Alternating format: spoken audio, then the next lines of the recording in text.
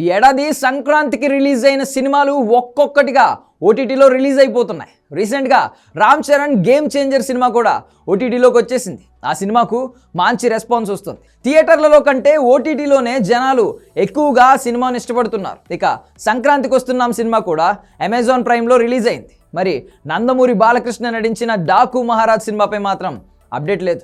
సంక్రాంతికి రిలీజ్ అయిన ఈ సినిమా భారీ హిట్ కొట్టింది. జనవరి 12న రిలీజ్ అయిన ఈ సినిమా దాదాపు 200 కోట్లు కలెక్ట్ చేసింది.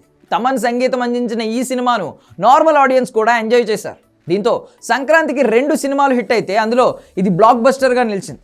థియేటర్ల సంఖ్య ఎక్కువగా ఉంటే ఖచ్చితంగా కలెక్షన్లు బాగా వచ్చేవని బాలయ్య ఫ్యాన్స్ సోషల్ మీడియాలో ఇప్పటికీ కమెంట్స్ చేస్తూనే ఉన్నారు. కావాలనే దిల్ రాజు థియేటర్లను లాక్కున్నాడు అని కూడా కొంతమంది తిట్టడం మొదలుపెట్టారు. అయితే ఈ సినిమా ఓటీటీలో ఎప్పుడు రిలీజ్ అవుతుంది అనే దానిపై క్లారిటీ లేదు. ఈ సినిమాను ఇప్పటికే నెట్ఫ్లిక్స్ సంస్థ కొనుక్కుంది. అయినా సరే ఎప్పుడు రిలీజ్ చేస్తారు అనే దానిపై అనౌన్స్మెంట్ రాలేదు.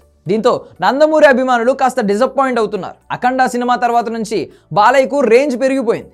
ఆయన ఏ సినిమా చేసినా సరే జనాల్లో మంచి క్రేజ్ ఉంటుంది. దీంతో ఈ సినిమాకు కూడా అలాగే క్రేజ్ క్రియేట్ అయింది. అయినా సరే ఇప్పటివరకు ఓటీటీలో ఈ సినిమా రిలీజ్ కాకపోవడంపై ఫ్యాన్స్ కాస్త డిసప్పాయింట్ అవుతున్నారు. అటు మూవీ మేకర్స్ కూడా దీనిపై ఎటువంటి అనౌన్స్మెంట్ చేయడం లేదు. చూస్తుంటే మరో నెల రోజుల పాటు ఆలస్యమయ్యే అవకాశం ఉందని కమెంట్స్ వస్తున్నాయి. ఇక ఈ సినిమా సక్సెస్తో మంచి జోష్ మీద ఉన్న బాలయ్య తరువాత సినిమాలపై సీరియస్గా ఫోకస్ పెట్టారు. అఖండ సీక్వెల్ కంప్లీట్ చేసి ఆ తరువాత గోపీచంద్ మలినేని డైరెక్షన్లో సినిమాకు వర్క్ చేయాలని బాలయ్య ప్లాన్ చేసుకుంటున్నారు.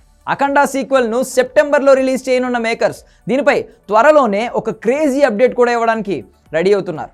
మహాశివరాత్రి కానుకగా ఈ సినిమా ఫస్ట్ లుక్ను రిలీజ్ చేయాలని భావిస్తున్నారు. ఇప్పటికే ఫస్ట్ లుక్ రెడీ అయిపోయింది. అయితే శివరాత్రి కోసం ఎదురు చూస్తున్నట్లు తెలుస్తోంది. ఇక డైరెక్టర్ బోయపాటి ఈ సినిమాను చాలా గ్రాండ్గా ప్లాన్ చేస్తున్నాడు. ఫస్ట్ పార్ట్ కంటే సెకండ్ పార్ట్ మరింత గ్రాండ్గా ఉండేలా వర్కౌట్ చేస్తున్నాడు.